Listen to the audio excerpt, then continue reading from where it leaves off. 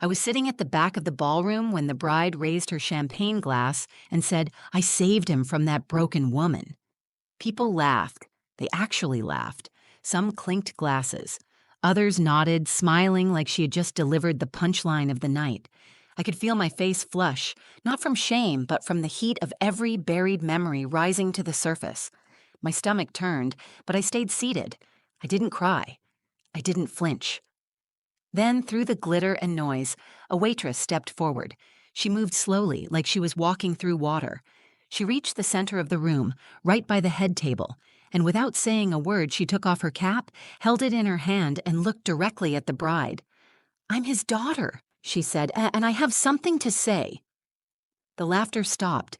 The bride's face dropped, drained of all color. Her mouth stayed open, but no words came out. Just silence. Pure, sharp silence. And that's when everything changed. You ever get that gut feeling that you shouldn't be somewhere? That tight pull in your chest that says, "Turn around"? That was me, sitting in my car outside the Ridgewood Grand Hotel, clutching an ivory invitation with gold trim and shaking hands. It came in the mail a month ago. No return address. Just my name, Amara Lane, written in neat calligraphy I didn't recognize. I almost threw it away. Who sends an ex-fiance's wedding invite to the woman he left behind? At first, I thought it was a mistake. Then I thought maybe it was some weird olive branch or a test. But the truth? Deep down, I knew what it was. An announcement. A warning. A way to make sure I knew that Gavin Reese, the man I spent 6 years building a life with, was officially erasing me. I hadn't seen him in 3 years, not since he left our apartment in the middle of the night after I lost the baby. He didn't even look back, just said he couldn't live in sadness anymore, packed a duffel bag, left a note, and vanished. But it wasn't just me he left. It was her, too. Lila, his daughter, from a woman who walked out years before we met. She was 5 when she came to live with us. From the second she held my hand and called me Mommy, I stopped being just someone who loved Gavin. I became someone who belonged to her. And when Gavin left, Lila stayed. Not by accident, by choice. For months, I was a shell. Waking up felt like dragging myself through cement. The silence in our home was unbearable. Every photo, every song, every corner of the apartment held echoes of a family that barely got a chance to exist. There were days I couldn't even pick up the phone. I stopped answering friends. I stopped looking in mirrors. But I still packed Lila's lunch. I still braided her hair. I still helped her study for spelling tests while trying not to let her see me cry. One night, I was sitting on the bathroom floor shaking after yet another call from a debt collector when Lila knocked on the door. She was 10, barely up to my ribs. She pushed the door open, sat down next to me, and handed me a peanut butter sandwich. "You forgot to eat," she said. I think that was the moment I realized I wasn't alone, and if she wasn't giving up on me, I couldn't give up on myself. It took 2 years of therapy, odd jobs, and nights reading self-help books just to feel human again. But slowly I found pieces of myself I'd forgotten I had. I started designing again, websites, logos, anything I could get freelance. I moved us into a smaller place, closer to Lila's school. I even laughed again, real belly laughs, the kind you feel in your ribs. They were rare, but they came. When the invitation arrived, I left it on the kitchen table for days. Lila was the one who finally picked it up and read it out loud. Her voice didn't shake. "You should go," she said. "Not for him, for you." "For what?" I asked, exhausted. "So I can watch him start a new life with someone prettier, richer?" "No," she said. "So he sees what he lost." I looked at her. 16 now, wise beyond anything I'd ever been at her age. And suddenly I realized she wasn't just talking about Gavin. She was talking about me. I was still treating myself like the broken version he left, but she saw someone stronger, so I said yes. Uncle Joe, who helped raise me after my mom passed, agreed to drive us. He never liked Gavin. Said his smile came too easily and his eyes stayed too still. I asked him to sit in the back row with me. I didn't want to be seen, just there. Just visible. I didn't know what I was walking into. I expected awkwardness, maybe a few whispers. What I didn't expect was a setup, a staged humiliation dressed in white lace and gold chandeliers. But I'll get to that. Because before the microphone was picked up, before the glasses were raised and the lies poured out like champagne, I stood in that ballroom, looked at the man I used to love, and realized something I hadn't said out loud until that day. He didn't break me. He abandoned the pieces, and I put myself back together without him. The wedding was everything you'd expect from someone desperate to prove their life was perfect. Crystal chandeliers hung like glass teardrops from the vaulted ceiling. The aisle was lined with imported white orchids. Every napkin was monogrammed. Even the string quartet seemed to play with a kind of smug precision. I stood in the doorway longer than I should have, trying to keep my breathing even. Lila had already disappeared into the kitchen to report for her shift. She'd taken a job with the catering service, swearing it had nothing to do with wanting to keep an eye on me. But I knew better. She wasn't just there to serve canapes. She was there to protect me, in the quiet, fierce way she always had. I spotted Uncle Joe near the back, already seated. He gave me a short nod that said, "You're doing fine, even if it feels like hell." I slipped into the seat beside him, folded my hands in my lap, and tried not to look toward the altar, but I saw him, Gavin. He looked almost exactly the same, broad shoulders, that stupid, practiced half smile. He was shaking hands with someone, holding a whiskey in the other. If you didn't know him, you'd think he was warm, magnetic. But I knew the quiet distance behind that smile, the way he used charm like armor. I knew what he looked like the night he left, shallow eyes and silence, not a single glance backward. Then I saw her. Serena Vale, all white silk and gleaming blonde hair, laughter that was just a little too loud, a little too pointed. She leaned into Gavin like she was posing for a magazine cover. Every movement seemed choreographed to say, "Look at what I have. Look at what she never could be." They exchanged vows in front of a giant floral arch. Gavin's voice didn't waver once. I kept my head down, chewing the inside of my cheek just to stay grounded. The crowd applauded as they kissed. Serena turned toward the guests, beaming like she'd just won something. Then the reception began. Glasses clinked. Waiters flowed like clockwork through the crowd.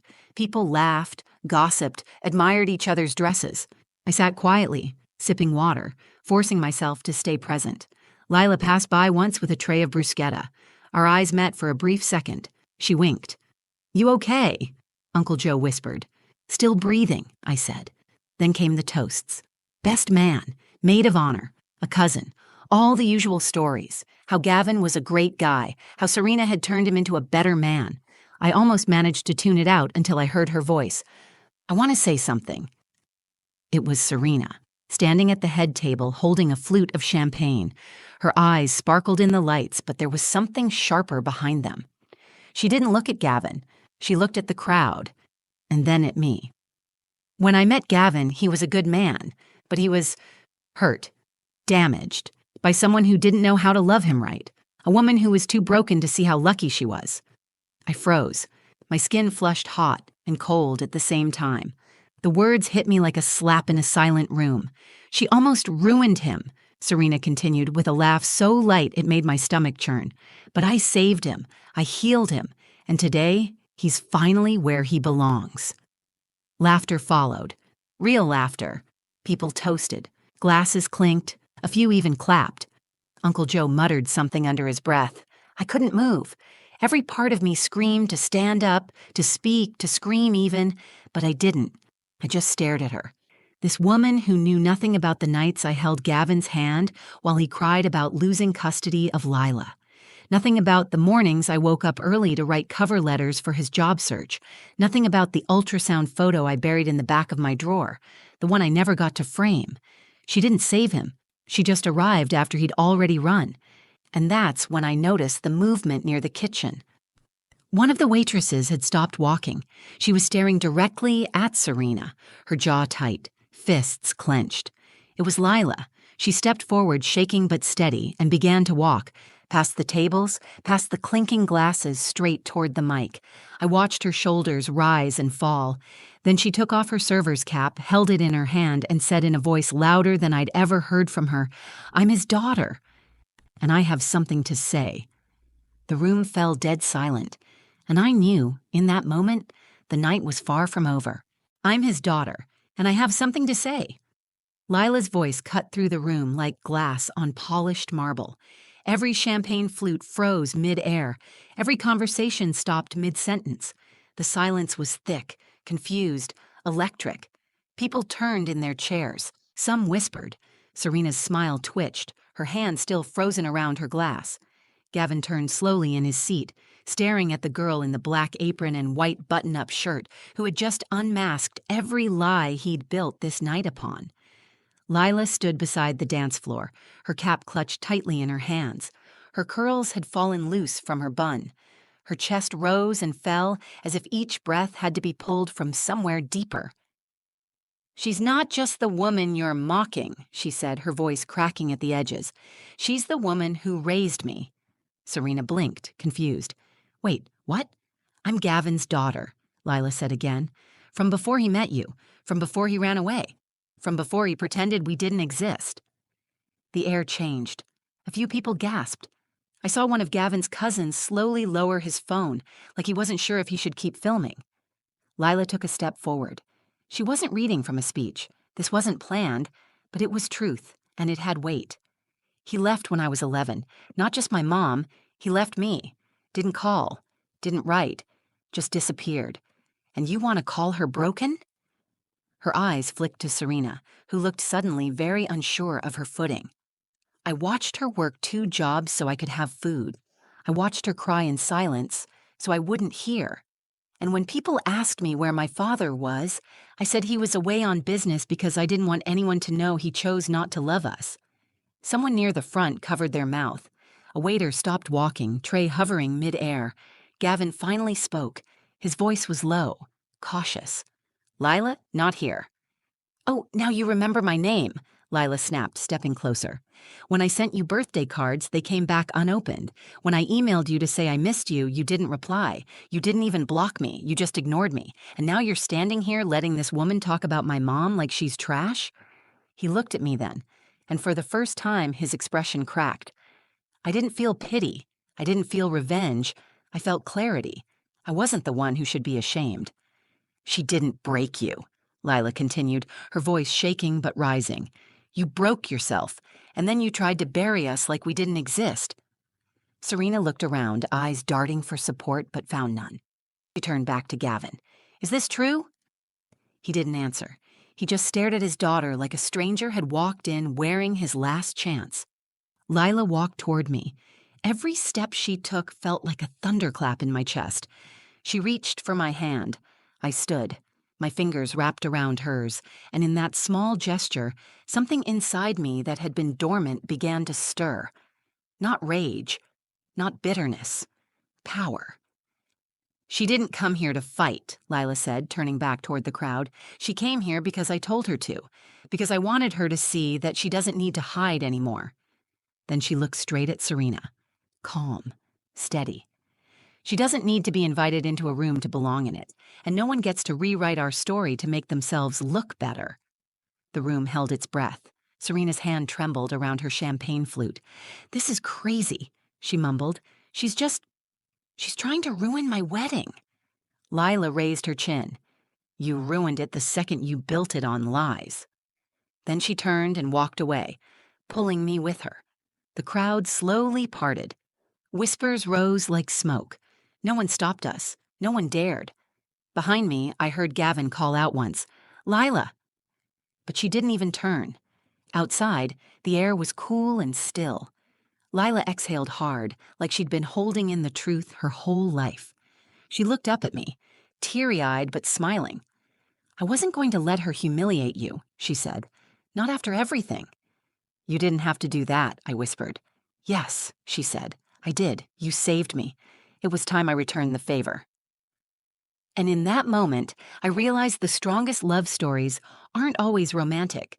Some are built in silence, in healing, in survival. Some are born the moment a child decides to protect the person who never stopped protecting them. We hadn't even made it halfway down the hallway when someone behind us called out, sharp and panicked. "Wait!" It was Serena. She'd followed us out of the ballroom, dress trailing like a shredded veil of pride behind her. Her perfect curls bounced as she quickened her steps, but she didn't look perfect anymore. Her mascara had begun to smudge. Her hands were shaking. For the first time that night, she looked real and scared. Lila turned around first. I stayed still, unsure what this woman could possibly say that would matter now. "You can't just do that," Serena snapped. "You can't just hijack my wedding and humiliate us." "Us?" Lila said, eyebrows raised. "I didn't say anything that wasn't true." "You could have handled it privately." "No," I said, stepping forward. "You could have handled it privately, but instead you stood in a room full of strangers and tried to turn me into a villain." Serena blinked. Her eyes darted between us, looking for some foothold she'd lost. "I didn't know he had a daughter. I didn't know he—" "Did you ask?" Lila interrupted. "Or did you just believe the story that made you feel superior?" Serena opened her mouth. Nothing came out.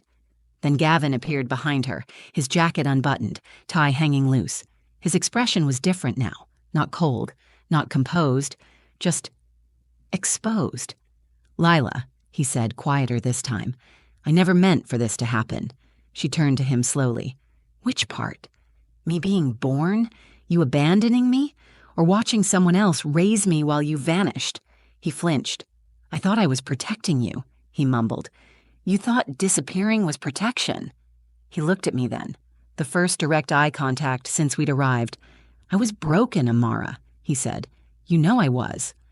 "I was too," I answered, "but I didn't leave." And there it was. The sentence that changed the air between us. Because no matter how many years had passed, no matter how many ways he tried to reframe it, he knew it was true. He ran. I stayed. "I can't take it back," he said quietly. "No," I said. "You can't." Lila's voice broke the silence again. "You know what I used to tell myself?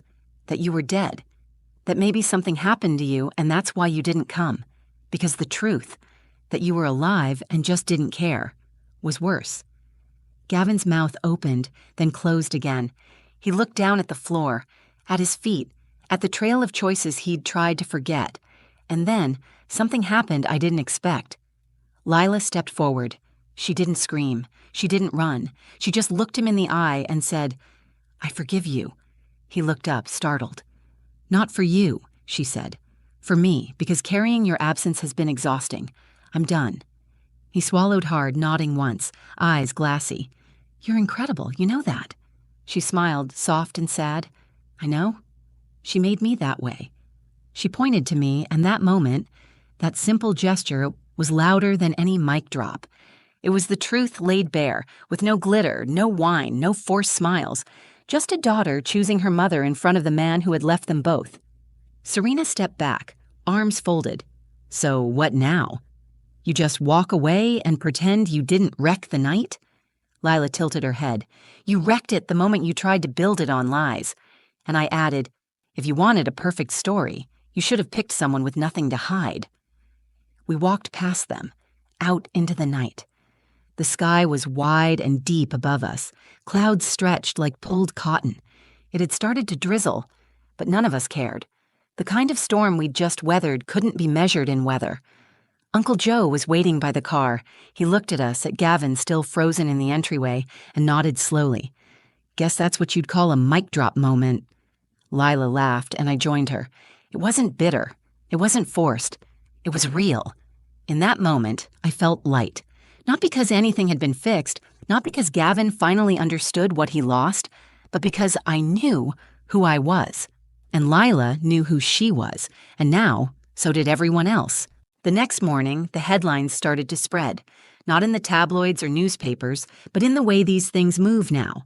Quiet clips on TikTok, grainy wedding footage posted anonymously, short videos titled, "Waitress Shuts Down Bride's Insult with Epic Speech." I didn't watch them. I didn't need to. I had lived it. People messaged me, friends I hadn't heard from in years. Some apologized for losing touch when things fell apart. Others just said, "You were so brave." But the funny thing is, I didn't feel brave. Not really. Not in the spotlight, not when Serena mocked me, and not even when Lila stood up and told the truth.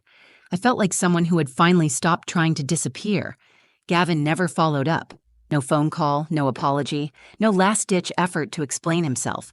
I think he knew there was nothing left to explain. His story was written in the silence that followed his absence. And we were done reading it. Serena's name popped up in the gossip circles for a week or two, enough to make it clear she'd become the punchline of her own party. I heard from someone at the venue that she left the reception early and never came back for the honeymoon send-off. Apparently, she moved out within the month. Whether they broke up or stayed together, I didn't care, because this story was never really about them. It was about us, me and Lila, and what we became when the people who were supposed to protect us left. After that night, something shifted in our home. It was quiet but powerful. Lila was different, stronger. She walked taller. She didn't apologize for taking up space. I caught her practicing her speech in the mirror one night, not out of vanity, but preparation. She told me she was thinking about starting a podcast. For girls who think they don't have a voice, she said. And me? I started something too. I'd always been afraid to talk publicly about what happened. There's shame in being left. People look at you like you're contagious, like your pain is a warning. But after the wedding, I realized something. I wasn't weak because I broke. I was strong because I rebuilt. So I started writing again. First just notes, then essays. I sent one to a parenting blog. It got published. The comments poured in. Mothers, daughters, women I'd never met, all saying the same thing. Thank you for saying what I couldn't say out loud. That turned into a blog, then a small community group. A few months later, I registered a nonprofit, The Second Thread, a space for women healing from abandonment, divorce, emotional abuse. We host circles, provide counseling, help them write their stories, literally and figuratively. I didn't expect it to become what it did. I just wanted to offer women a space where silence wasn't the only option. But the most powerful part of all of this wasn't the public closure. It was a quiet moment in our kitchen. One night in January, I was washing dishes. Lila sat at the counter, flipping through her notebook, legs swinging off the stool. She looked up at me and said, out of nowhere, I used to wish my real mom had stayed. My hands paused in the sink. But now I get it, she said. Maybe she left because I was supposed to end up with you. I didn't say anything. I couldn't. I just turned around, dried my hands, and pulled her into a hug so tight I think I breathed her in. Sometimes life doesn't give you the story you thought you wanted. Sometimes it tears pages out mid-chapter and leaves you to guess the ending. But sometimes, when you fight, when you love hard, when you stay, you get something better. You get to write a new story. And the best part? You don't need anyone's permission to start. If this story moved you, if it reminded you of your own strength or the power of someone who stood by you when others didn't, take a second and give this video a like. Share it with someone who needs to hear that broken doesn't mean worthless, that walking away doesn't make you strong, staying and healing does. And if you've ever had to rebuild yourself, if you've ever been the one holding the pieces together when someone else dropped them, leave a comment. Tell us your story. You never know who's reading and needs your words. And hey, if you want more true stories that hit deep, that remind you you're not alone, make sure to subscribe to the channel. New stories drop every week, and they're all about resilience, truth, and the messy beauty of being human. Thanks for watching. And remember, you don't need to be invited into someone's fairy tale when you're already writing your own.